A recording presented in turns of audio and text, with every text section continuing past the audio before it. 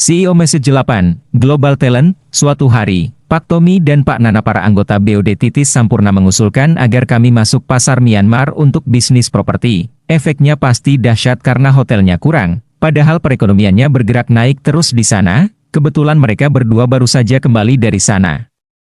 Saya pun tidak perlu berpikir panjang untuk merespons usul tersebut, sejujurnya saya memang tertarik karena pikiran itu pun pernah terbersit di benak saya, selama ini saya memang berniat mengembangkan sayap Empora hingga bermain ke wilayah regional, seperti Kamboja, Laos, Vietnam, dan Myanmar. Mahapatih Gajah Mada yang selisihnya 1200 tahun dari kita saja bisa menancapkan Panji Majapahit hingga ke sana. Masa iya kita tidak bisa? Demikian pikir saya, namun, untuk membangun bisnis di luar kota tempat kita tinggal memerlukan kemahiran dan keterampilan tersendiri, dan, untuk menyiapkan keilmuan tersebut, saya memilih untuk berdiskusi dengan pakarnya. Pilihan saya pun jatuh kepada salah satu perusahaan BUMN yang bergerak di bidang telekomunikasi. Saya memanfaatkan sedikit waktu untuk berdiskusi dengan sana Direktur Utama saat itu, Mas Aye atau Arif Yahya sebelum dia menjadi Menteri Pariwisata RI. Saya tahu sekali bahwa Telkom memiliki rencana global dengan program bertajuk Crafting Global Talents. Upaya ini ditandai oleh dua mega program, yaitu International Expansion (INEX) dan Global Talent Program (GTP). Yang terakhir ini merupakan sebuah program mencetak SDM berkualifikasi kelas dunia, Global Talent, melalui penempatan kerja selama 3 bulan di luar negeri, sehingga mereka bisa mendapatkan global exposure dan global experience. INEX dan GTP ini memiliki posisi yang sangat istimewa dalam sejarah perjalanan bisnis Telkom. Mengapa? Karena inilah untuk pertama kalinya BUMN papan atas tersebut membesut inisiatif Go Global secara sangat serius, ambisius, dan berskala besar. Upaya Go Global ini pun menjadi inisiatif utama yang disebut sebagai Mahakarya untuk Indonesia. Sebagai CEO, Pak Arif Yahya langsung memegang kendali menjadi komandan lapangan dan memimpin prajuritnya. Mimpinya tidak kecil, yaitu untuk menjadi Teleading Times, Telecommunicating, Information, Edutainment and Services, player in the region. Mau tahu betapa ambisiusnya gebrakan ini? Kita ambil contoh saja sepanjang 2013 silam, mereka menetapkan 10 footprints atau negara target untuk dimasuki, yaitu Singapura, Hong Kong, Malaysia, Timor Leste, Myanmar, Australia, Korea Selatan, Makau, dan Arab Saudi. Di 10 negara tersebut, mereka mulai menancapkan tonggak bisnisnya untuk mencuri pangsa pasar di times yang lukratif.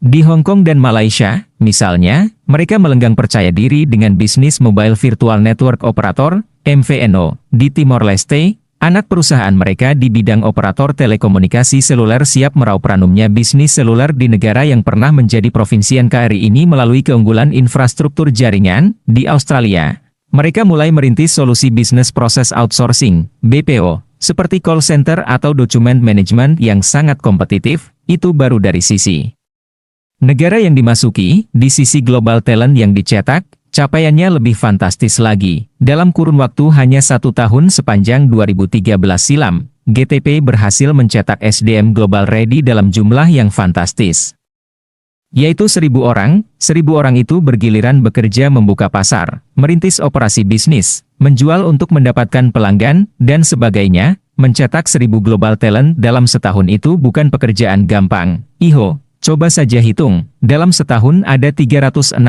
hari. Itu artinya dalam satu hari mereka harus mencetak hampir 3 orang global talents, atau, kalau mau dihitung dalam sebulan, setidaknya harus mencetak hampir 100 orang.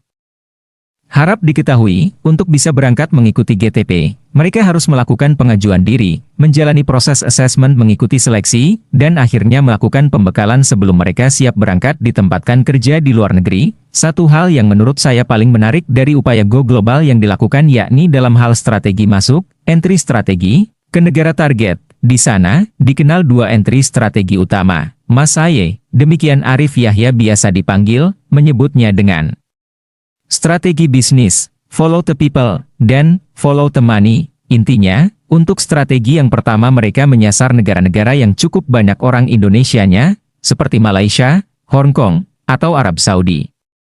Sementara strategi kedua, mereka menyasar negara-negara yang banyak uangnya, terutama karena tingkat kemakmuran mereka jauh lebih tinggi, seperti Australia atau Amerika. Dalam pendekatan bisnis follow the people, di negara tujuan terdapat komunitas Indonesia yang jumlahnya signifikan atau komunitas tersebut interaksinya sangat intens dengan orang-orang di Indonesia. Di Hong Kong misalnya, sebagian besar pasar yang digarap adalah para buruh migran Indonesia serta para turis atau pengunjung. Dari Indonesia yang jumlah totalnya mencapai 200-an ribu orang, di negara pulau ini pada akhir 2013 pelanggan seluler mereka ditargetkan mencapai 100 ribu pelanggan dengan average revenue per user, ARPU, cukup besar. Sekitar $20 Amerika, para buruh migran dan turis atau pengunjung yang intens berkomunikasi dengan keluarga di Indonesia ini merupakan peluang luar biasa yang ditangkap dengan pendekatan bisnis follow the people. Adapun strategi bisnis follow the money memanfaatkan perbedaan tingkat kemakmuran dan nilai tukar yang menjadi basis keunggulan komparatif bagi layanan mereka di negara target. Ambil contoh di Australia, negeri kanguru ini kemakmurannya kira-kira lebih dari 10 kali lipatnya. Indonesia. Pendapatan per kapitanya sekitar $52.000 Australia, sementara Indonesia hanya 4.000 AUD 13 kali lipat lebih tinggi. Begitu pula harga-harga di Australia berkisar 10 kali lipat dibandingkan di Indonesia. Perbedaan kurs ini tentu saja memberikan peluang luar biasa bagi mereka. Jika mereka bisa memberikan layanan dengan standar yang sama di Australia tapi dengan harga yang lebih murah dengan memanfaatkan perbedaan kurs ini, layanan tersebut akan sangat kompetitif. Strategi cost leadership seperti ini tepat untuk menjalankan pendekatan bisnis follow the money di pasar Australia. Saya sangat kagum dengan program ini. Mengapa? Karena saya sangat berharap apa yang saya tulis mengenai rintisan Go Global ini bisa menjadi role model bagi kita semua.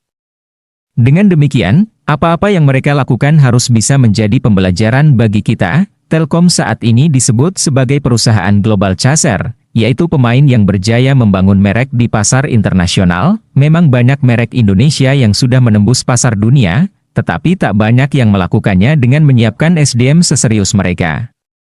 Umumnya mereka hanya fokus kepada ekspor, distribusi, pemasaran, atau paling banter produksi. Jarang dari mereka yang serius menyiapkan dan menggarap SDM berkelas dunia. Harus diingat, sukses jangka panjang global chaser tak hanya menyangkut operasi dan pemasaran semata, yang utama dan pertama justru adalah SDM, persis seperti yang dibilang pakar strategi.